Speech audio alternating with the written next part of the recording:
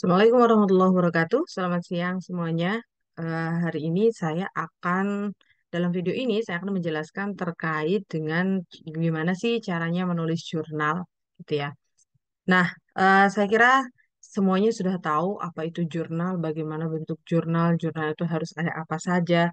Saya yakin semuanya sudah tahu. Nah, di video ini saya akan memberikan penjelasan terkait bagaimana sih caranya menulis jurnal itu, gitu. Oke, yang pertama, apa sih yang harus dipersiapkan kalau kita mau menulis jurnal? Sebelum itu kita harus tahu apa aja sih yang ada dalam tulisan jurnal. Yang pertama ada judul artikel. Kemudian judul artikel, sebelum itu judul artikel itu pasti yang ada di paling atas ya. Itu judul artikel. Kemudian di bawahnya itu ada nama penulisnya yang menulis jurnal tersebut. Kemudian afiliasi. Afiliasi itu berarti lembaga. Lembaganya yang apa digunakan oleh seorang penulis. Misalkan kalau universitas ya universitas apa. Kemudian emailnya email yang aktif karena segala sesuatu atau informasi terkait dengan tulisan kita akan dikirim atau akan diinformasikan ke emailnya. Kemudian yang ketiga ada abstrak. Yang keempat ada pendahuluan. Kemudian yang kelima ada pembahasan. Selanjutnya ada penutup dan terakhir ada daftar pustaka. Nah, kali ini di video ini saya akan menjelaskan terkait judul artikel. Bagaimana sih cara membuat judul artikel dan apa yang harus dilakukan oleh apa penulis setelah mempunyai judul artikel. Oke, judul artikel. Membuat judul artikel untuk sebuah jurnal maksimalnya ada maksimal 14 kata. Gitu. Judul artikel yang diteliti itu maksimal 14 kata. Jadi jangan lebih dari 14. Boleh kurang, yang penting judul itu menggambarkan isi tulisan ya atau penelitian yang mau diteliti itu, kemudian memberikan gini ya, mudah dipahami gitu oleh para pembaca. Jadi membuat judulnya itu 14 kata saja dan jangan terlalu berbelit. Jadi apa lebih mudah gitu ya, mudah dipahami oleh pembaca. Kemudian yang kedua, tentukan variabel dari judul tersebut. Apa sih pentingnya menentukan variabel dalam judul gitu ya. Nah, setiap judul itu pasti punya variabel dan variabel itu nanti punya fungsi tersendiri untuk melihat persamaan dan perbedaan dengan artikel-artikel yang sudah ada sebelumnya atau biasanya dikenal dengan telaah pustaka atau kajian pustaka. Nah, kajian pustaka, telaah pustaka itu sesuai dengan berapa pokok eh, apa penelitian atau berapa pokok yang akan diteliti oleh seorang peneliti. Kemudian yang ketiga, lakukan kajian pustaka dengan variabel yang sudah ditentukan. Kajian pustaka itu pentingnya untuk apa? Untuk melihat persamaan dan perbedaan antara tulisan yang mau kita tulis dengan tulisan-tulisan sebelumnya. Mengapa harus dilihat? Karena ketika tulisan kita itu sudah sama, sudah ada yang sama persis dengan apa yang sudah ditulis atau dengan tulisan sebelumnya, maka tidak perlu ditulis lagi. Karena apa? Karena sudah pernah ada yang menelitinya. Kalau sudah pernah ada yang meneliti, kemudian kita tulis lagi atau kita teliti lagi, berarti tidak ada kebaharuan dari apa yang kita tulis. Dan itu memungkinkan untuk plagiasi atau mencontek ya dari penelitian sebelumnya. Nah, caranya jadi setelah melihat tulisan, kemudian dibandingkan dengan tulisan kita, itu dicari persamaan dan perbedaannya. Setelah setelah menemukan persamaan dan perbedaan, maka kalau sudah ada perbedaannya, berarti penelitian itu atau tulisan itu boleh dilanjutkan. Tapi kalau tidak ada perbedaannya, sama persis, nah berarti tidak boleh dilanjutkan. Harus mencari bagaimana caranya tulisan yang mau kita tulis itu ada perbedaannya dengan tulisan sebelumnya. Oke, itu untuk judul artikel. Selanjutnya untuk kajian pustaka. Caranya, kalau kajian pustaka paling mudahnya, teman-teman bisa membuka Google Scholar. Kemudian cari dengan kata kunci, Tadi ada variabelnya berapa dalam judul tersebut. Kemudian cari dengan kata kunci itu dan buat tabel untuk melihat persamaan dan perbedaannya.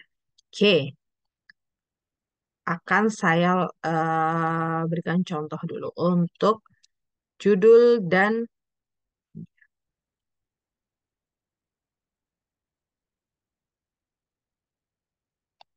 untuk judulnya. Nah, saya sudah punya tulisan jurnal di sini. Oke, ini jurnal.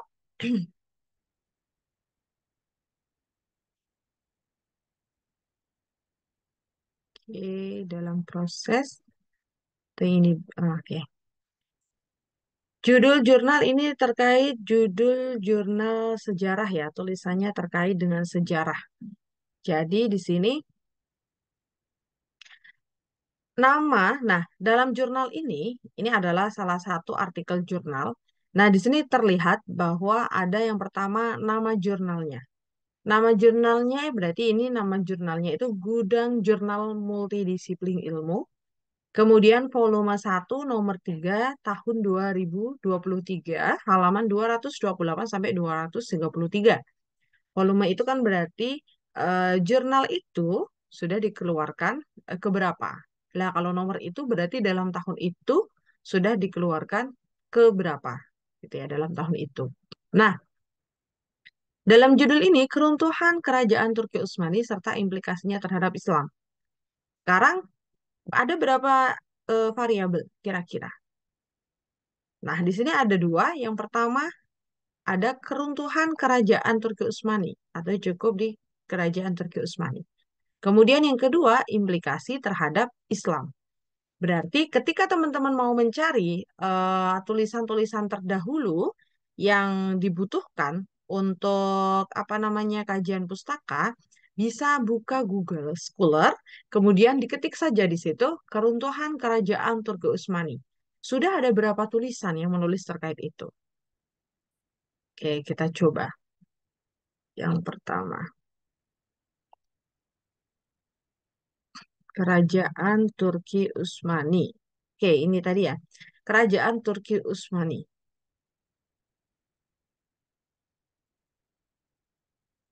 Kemudian membuka Google Scholar.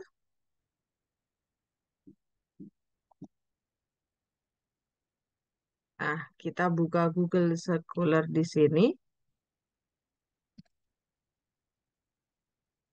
Oke. Kalau Google biasa boleh juga. Tadi misalkan keruntuhan kerajaan Turki Utsmani begitu ya. Nah, kira-kira ada berapa? Nah, karena ini tadi tulisan yang tadi ya. Tulisan yang lain. Oke, ini ada kerajaan Turki Utsmani. Berarti dibuat tabel, masukkan ke tabel tersebut nomor satu. Ada tulisan dengan judul Sejarah Kerajaan Turki Utsmani. Kemudian yang kedua di sini ada kemunduran Kerajaan Turki Utsmani. Nah, berarti ini menjadi tulisan kedua untuk hasil dari kajian pustakanya. Kemudian pendidikan Islam di Kerajaan Turki Utsmani. Kira-kira masuk enggak? Boleh dimasukkan karena itu terkait dengan Kerajaan Turki Utsmani juga. Nah, setelah apa dimasukkan ke dalam tabel atau teman-teman boleh menulisnya di buku gitu ya misalkan buat tabel pertama itu judul artikelnya atau penulisnya gitu. Penulisnya, kemudian yang kedua ada isi dari artikel tersebut. Misalkan tadi di sini kita menemukan ada dampak kemunduran gitu ya. Nomor satu, kamu bisa lihat dari jurnal apa? Oh, dari jurnal riset rumpun. Penulisnya siapa? Di sini ada M. Basri, PH Sagala, Agabe Nasution. Nah, ini misalkan mau dibuka aja. Bisa. Kemudian tahun berapa? 2023. Itu di tabel satu tabel misalkan di situ. Kemudian tabel kedua itu isinya adalah kamu kasih keterangan. Nah, isi dari tulisan tersebut kamu tulis di situ dan jangan lupa untuk memperlihatkan persamaan dan perbedaan dengan tulisan yang akan ditulis. Nah, misalkan ini karena penulis mau menulis keruntuhan kerajaan Turki Utsmani serta implikasinya terhadap Islam. Maka yang bisa dilihat adalah, Oh, yang pertama ada dampak kemunduran kerajaan Turki Utsmani terhadap pendidikan. Berarti sama-sama menulis atau sama-sama meneliti kerajaan Turki Utsmani, tapi kalau penelitian yang akan diteliti itu implikasinya terhadap Islam, kalau di sini terhadap pendidikan. Berarti sama-sama Turki Utsmani, tapi beda di implikasinya ya. Kalau tadi terhadap perkembangan Islam, kalau di sini pendidikan. Jadi ini misalkan ini contoh judul yang akan ditulis gitu. Ini contohnya aja. Nah, kemudian ada ini, pendidikan di Kerajaan Turki Utsmani. Oh, ini dari Hunafa, Jurnal Studi Islamika tahun 2011. Itu judulnya Pendidikan Islam di Kerajaan Turki Utsmani. Nah, berarti persamaannya apa? Persamaannya adalah sama-sama meneliti Kerajaan Turki Utsmani, tapi bedanya kalau di sini terkait dengan pendidikan Islam. Kalau tulisan yang mau ditulis tadi, implikasinya terhadap Islam, gitu ya. Jadi harus ada perbedaannya. Nah, kalau sudah terlihat perbedaannya, maka silahkan diteliti, gitu. Kalau misalkan belum ada perbedaannya, misalkan dari jurnal ini, oh ternyata sudah ada yang pernah menulis sebelumnya dari judul ini, gitu.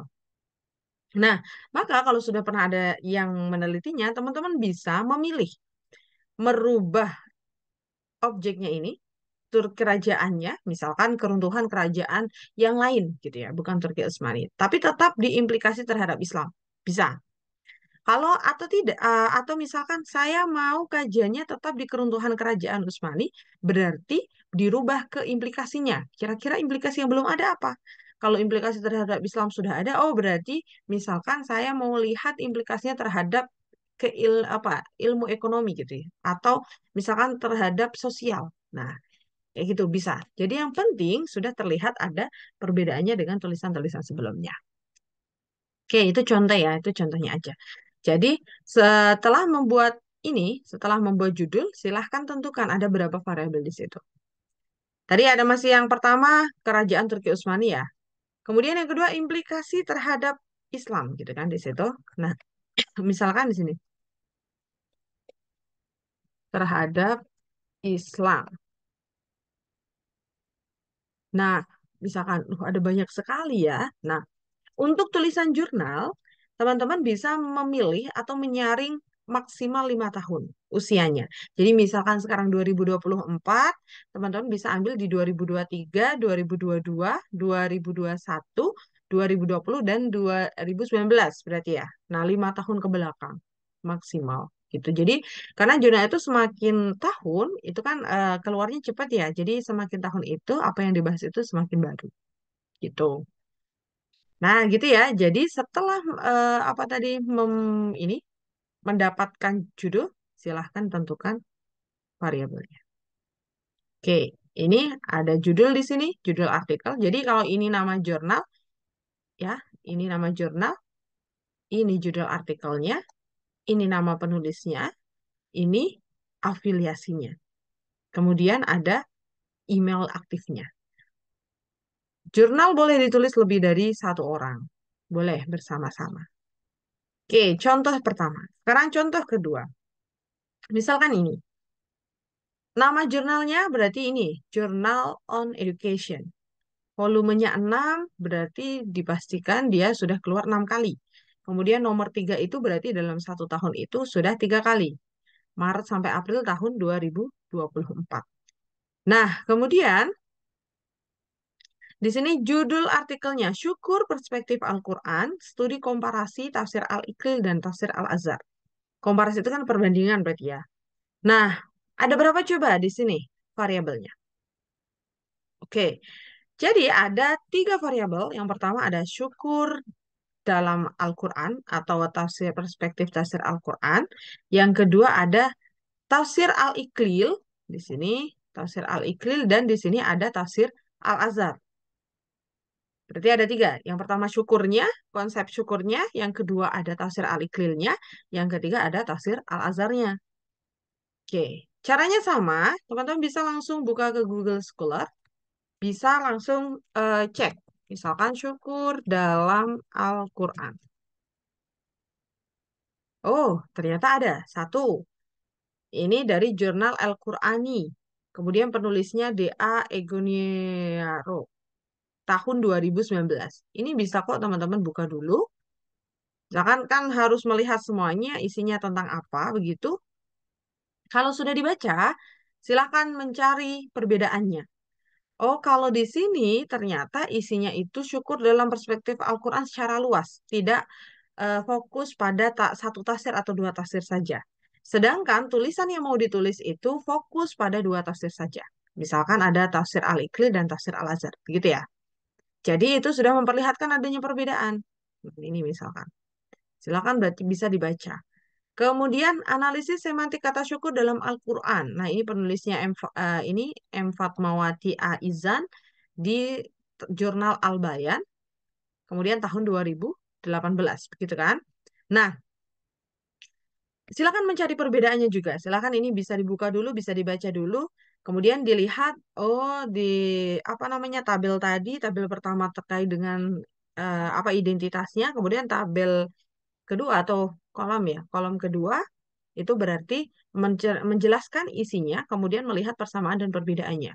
Misalkan kalau di sini analisis semantik kata syukur, oh berarti sama-sama membahas tentang syukur, tapi kalau tulisan ini, tulisan yang ada di sini itu pakainya teori semantik, kalau tulisan tadi yang mau ditulis, misalkan ini menggunakan tafsir Al-Iqlil dan Al-Azhar, berarti kan beda ya. Kalau belum ada bedanya sama, yaitu merubah. Apakah yang mau dirubah itu kata syukurnya? Kalau tetap mau pakai Al-Iqlil dan Al-Azhar, berarti objek syukurnya itu dirubah menjadi konsep yang lain. Misalkan konsep jual beli, konsep apa namanya jihad, konsep-konsep yang lain. Nah, boleh. Tapi tetap pakai Al-Iqlil dan Al-Azhar begitu ya. Atau misalkan tetap syukur begini.